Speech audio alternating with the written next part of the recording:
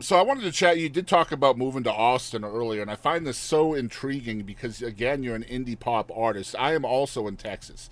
I'm in Northeast Texas. Now, I feel like Texas itself, as a whole, is very country music centric. Obviously, Austin's a little bit different, right? It does have that genre fluidity a little bit more than the rest of the state. But as an indie pop artist, you come to Texas, you find out once you're here that it really does fit you well. But what are the struggles for you as an indie pop artist in a place that is really well known for country music?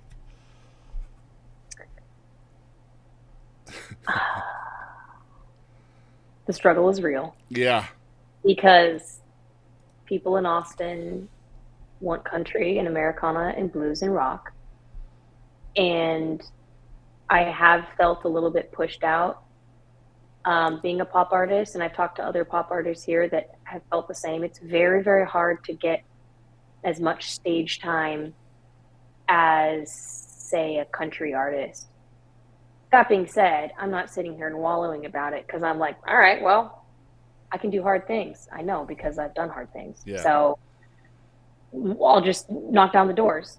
I guess that's basically what I'm trying to do. Like I I don't need to be like uber Austin famous or famous at all really anymore. Don't really like hang my hat on that anymore. But I see a lot of pop artists out here, in addition to myself, like not getting the stage time and the recognition that they deserve. Only and it's nothing against like it's not like Texas or Austin is bad for it. It's just yeah, I moved to Texas, so you know that's their culture.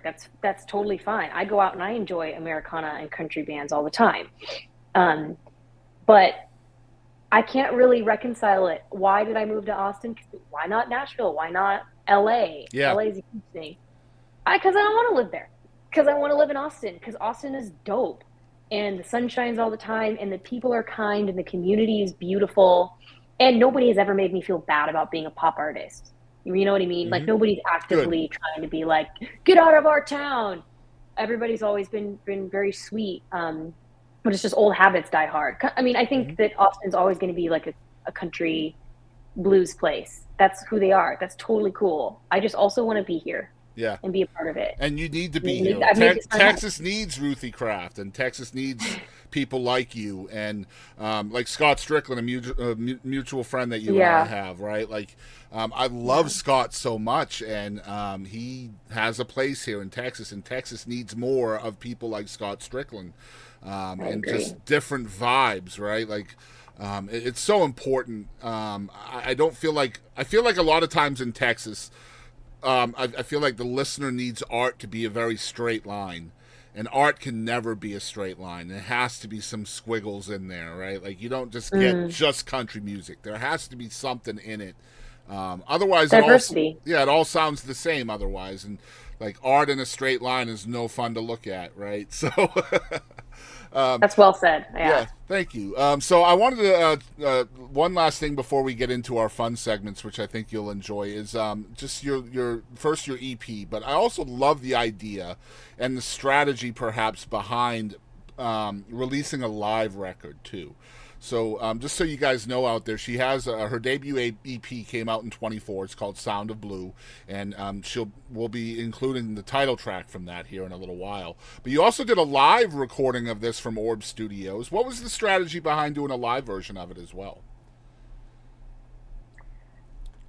Um, a couple of things.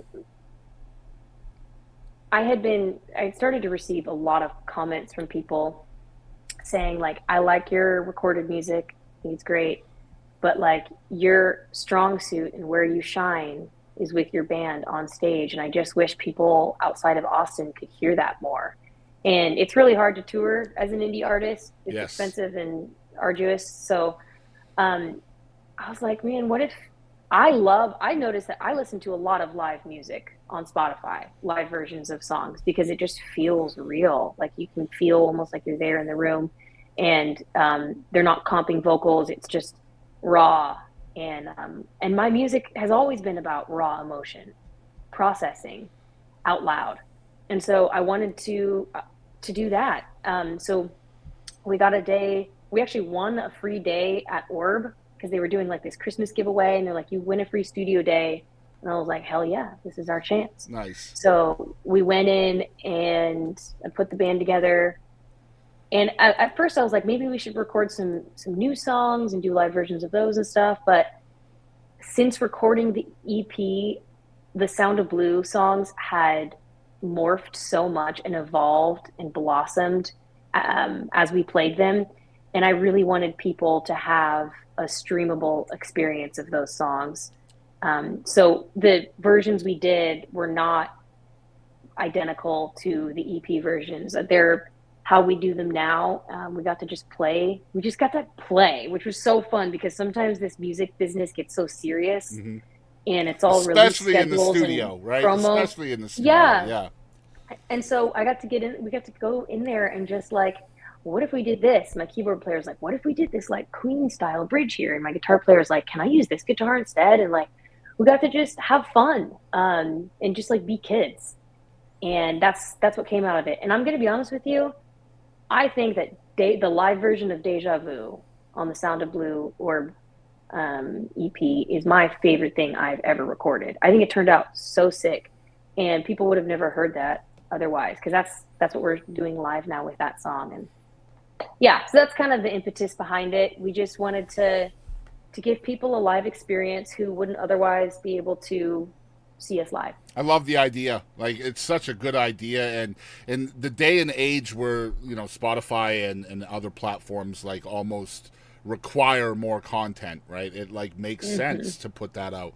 I have a friend of mine that puts out a like a studio version of a song, and then several months later he'll put out an acoustic version of it too, just to keep that waterfall Yeah, going on Spotify. You know what I mean? yeah, that's smart for Yeah. sure. Yeah, I think so too, because I think there's a lot of people out there that like the toned down sound. Like myself, I love a solo artist with a guitar or a piano. It's just a different Yeah. vibe, right? So, um,